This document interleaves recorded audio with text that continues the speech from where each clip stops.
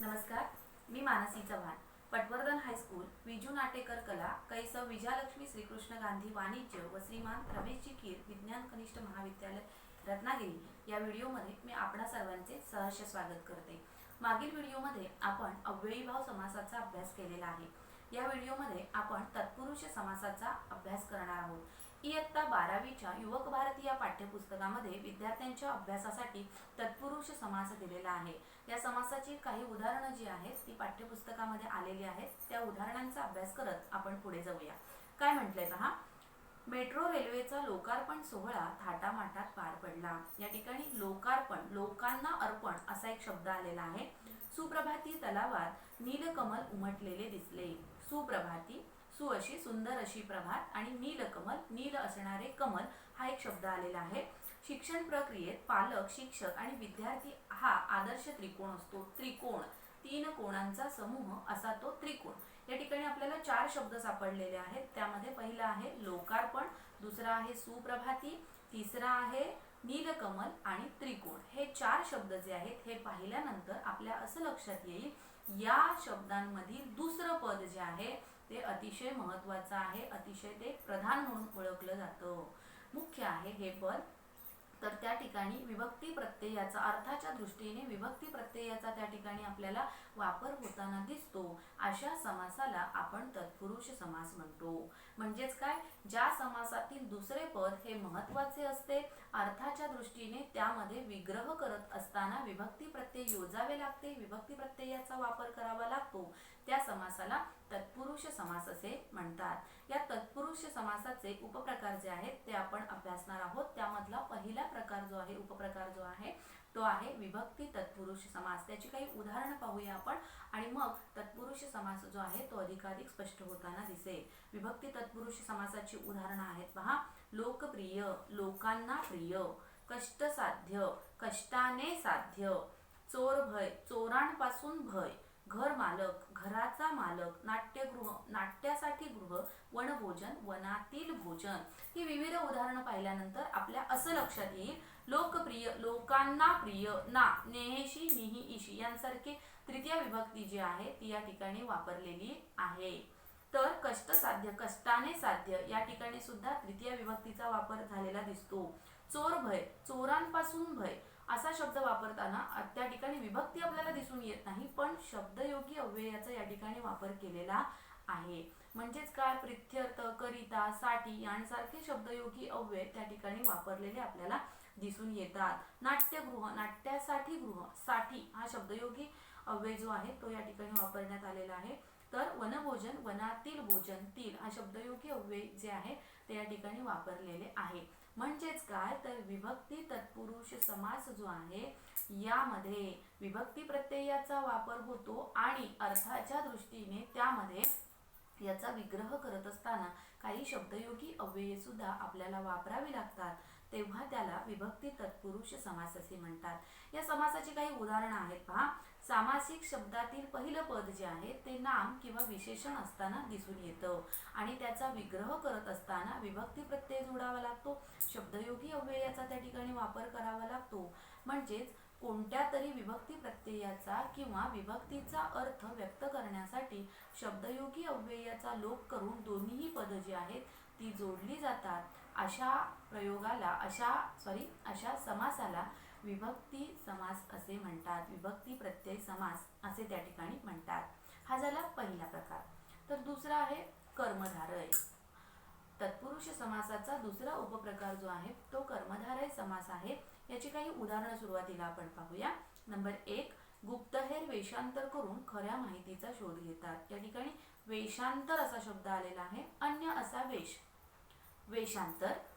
अतिवृष्टीमुळे ओला दुष्काळ पडला. दुष्काळ, काळ देणार म्हणजे म्हणजे दुःखाचा काळ असा दुष्काळ. मान हेच धन, मानधन यासाठी वाक्य आलेलं आहे पहा. काही माणसे केलेल्या कामाचे मानधन घेणे टाळतात. मान हेच धन आहे. निळा सावळा झरा वाहतो बेटा बेटातून. निळा सावळा असणारा तो निळा सावळा झरा. अशी काही उदाहरणं आलेली आहेत. या उदाहरणांमध्ये आपल्याला काही वैशिष्ट्य दिसून येतात पहा, की दोन्ही पद जी आहेत ती विभक्ती प्रत्ययामध्ये प्रथमा विभक्तीमध्ये आलेली आहेत उदाहरणार्थ मुख चंद्रमा, मुख हेच चंद्र असं म्हणताना यामध्ये प्रथमा विभक्तीचा या ठिकाणी उपयोग केलेला दिसतो. प्रथमा विभक्ती म्हणजे कोणत्याही प्रकारची विभक्ती प्रत्यय या ठिकाणी लागत नाही. कधी पूर्वपद यामध्ये विशेषण असते तर कधी दुसरे पद जे आहे ते विशेषण असताना दिसते. कधी पहिले पद जे आहे ते आपल्याला उपमान असताना दिसते तर कधी दुसरे पद त्या ठिकाणी उपमान असताना दिसते. तर कधी कधी दोन्ही रूपेही आपल्याला एकरूप झालेली दिसतात. म्हणजेच काय तर ज्या समासातील दोन्ही पदे एकाच विभक्तीमध्ये आलेली असतात आणि सामान्यतः ती प्रथमा विभक्तीमध्ये असतात त्या समासाला आपण कर्मधारय समास असे म्हणतो. उदाहरणार्थ मुखचंद्रमा, कृष्णविवर, घननिळा, श्यामसुंदर, कमलनयन, नरसिंह, विद्याधन. विद्याधन हे उदाहरण पाहिल्यानंतर विद्या म्हणजेच काय तर आपण जे ज्ञान घेतो ते आणि धन हे दोन शब्द जे आहेत ते एकाच ठिकाणी एकरूप झालेले दिसतात. विद्या हेच धन आहे. यांसारखी उदाहरणं जी आहेत ती कर्मधारय समासामध्ये येताना दिसतात. तर तिसरा उपप्रकार जो आहे तो द्विगु समासाचा आहे. आता याची काही उदाहरणं पाहूया. सूर्याच्या सोनेरी किरणांनी दश दिशा उजळून गेल्या. दश दिशा म्हणजेच काय दाही दिशा. या ठिकाणी संख्या आलेली आहे 10. नवरात्रात ठिकठिकाणी गरबा नृत्याचे कार्यक्रम होतात. या ठिकाणी नवरात्र 9 रात्रींचा समूह या ठिकाणी सुद्धा संख्या आलेली आहे. सुरेखाला वन्यजीव सप्ताहानिमित्त झालेल्या वक्तृत्व स्पर्धेमध्ये प्रथम पारितोषिक मिळाले. सप्ताह, सप्त 7 वारांचा तो जो समूह आहे तो सप्त समूह. या ठिकाणी आपल्याला तिन्ही उदाहरणांमध्ये संख्या विशेषण जे आहे ते आलेले आहे. संख्या या ठिकाणी दिसून येते. म्हणजेच द्विगु समासामध्ये समुच्चय बोधक अव्यय जे आहे त्यामध्ये संख्या दर्शवलेली असते. संख्या विशेषण त्या ठिकाणी असते आणि त्यातील सामासिक शब्दावरून आपल्याला समुच्चयाचा जर बोध होत असेल तर त्याला द्विगु समास असे म्हणतात.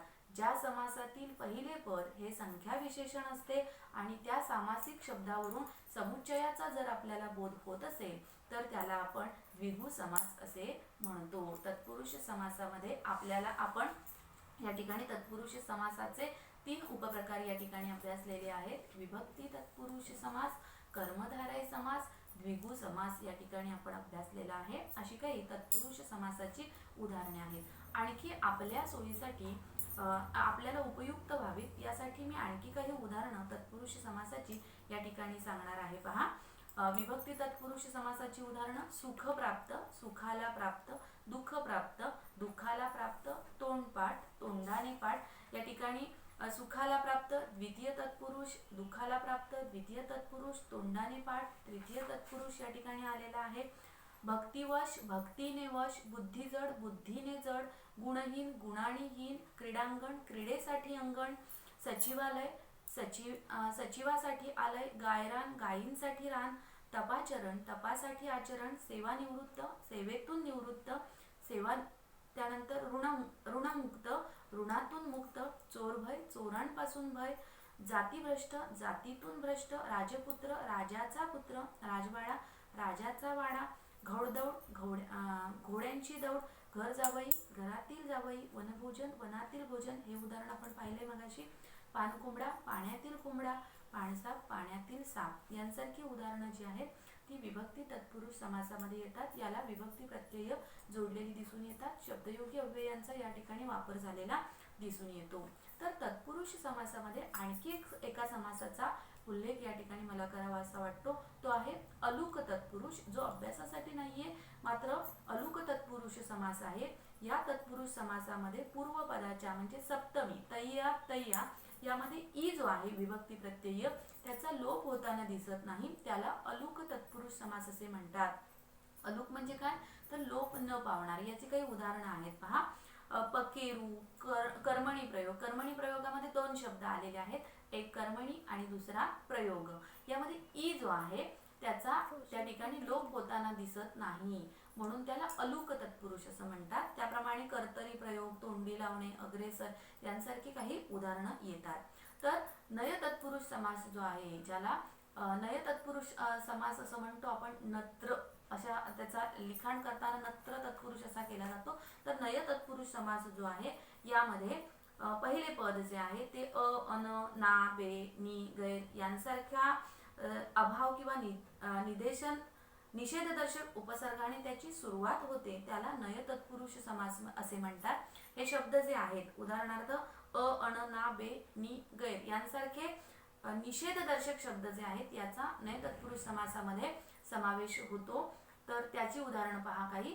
नापसंत, पसंत नसलेला, बेकायदा, कायदेशीर नसलेले, अहिंसा, हिंसा नसलेले, अनादर, आदर नसलेला, नाईलाज, इलाज नसलेला, निर्दोष, दोष नसलेला, अशक्य, शक्य नसलेला, अन्याय, न्याय नसलेला, अयोग्य, योग्य नसलेला, निरोगी, रोग नसलेला, बेडर, ज्याला डर नसलेला, बेसावध, सावध नसलेला यांसारखी उदाहरणं यामध्ये येतात. तर कर्मधारय समासाची उदाहरणं सांगते मी. नीलकमल, निळे असे कमल, घनश्याम, गणासारखा श्याम, मुखकमल, मुख हेच कमल, पितांबर, पिवळे असे वस्त्र, भाषांतर, अन्य भाषा, श्यामसुंदर, सुंदर असा श्याम, विद्याधन, विद्या हेच धन, हिरवागार, खूप हिरवा, तपोबल, तप हेच बल, महाराष्ट्र, महान असे राष्ट्र, महादेव, महान असा देव, रक्तचंदन, रक्तासारखे चंदन, चरणकमल, चरण हेच कमल, घननीळ, निळा असा घन, वेशांतर, दुसरा वेश, नरसिंह, सिंहासारखा नर, भवसागर, विश्वरूपी सागर, लाल भडक, खूप लाल असणारा. द्विगु समासाची उदाहरणं. बारभाई, 12 भावांचा समूह, त्रैलोक्य, 3 लोकांचा समूह, त्रिभुवन, 3 भुवनांचा समूह, पंचवटी, 5 वडांचा समूह, नवरात्र, 9 रात्रींचा समूह, चौघडी, 4 घड्यांचा समूह, समुदाय, पंचपाळे, 5 पाळ्यांचा समुदाय, सप्ताह, 7 दिवसांचा समूह आणि चातुर्मास, 4 महिन्यांचा समूह. आणखी एक यामध्ये प्रयोग आहे, तो आहे मध्यम पदलोपी तत्पुरुष समास. याची काही उदाहरणं मी या ठिकाणी सांगते पहा. साखर भात, साखर घालून केलेला भात. यामध्ये कर्मधारय समासामध्ये पहिल्या पदाचा दुसऱ्या पदाशी संबंध दर्शविण्यासाठी, त्यामध्ये संबंध दर्शविण्यासाठी शब्द जो असतो तो लुप्त असतो आणि विग्रह करत असताना मात्र त्याची स्पष्टता दर्शवावी लागते. म्हणजेच भात कसा आहे, तर साखर भात हा कसा आहे, साखर घालून तो केलेला भात आहे.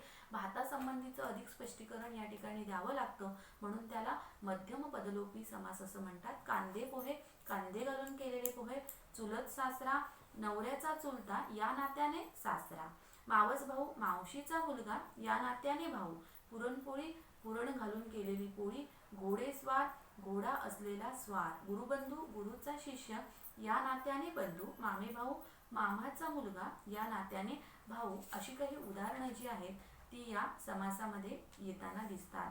तर आपण या ठिकाणी तत्पुरुष समास जो आहे तो अभ्यासलेला आहे. निश्चितच आपल्याला तत्पुरुष समास आणि तत्पुरुष समासाचे उपप्रकार जे आहेत ते या ठिकाणी समजले असतील. त्याचा अधिकाधिक अभ्यास करा. पाठ्यपुस्तकामध्ये दिलेली उदाहरणं जी आहेत ती अधिकाधिक तुम्ही अभ्यासलात तर निश्चितच तो आपल्याला समजू शकेल. हा व्हिडिओ जर आपल्याला आवडलेला असेल तर लाईक करा, शेअर करा, सबस्क्राईब करायला विसरू नका.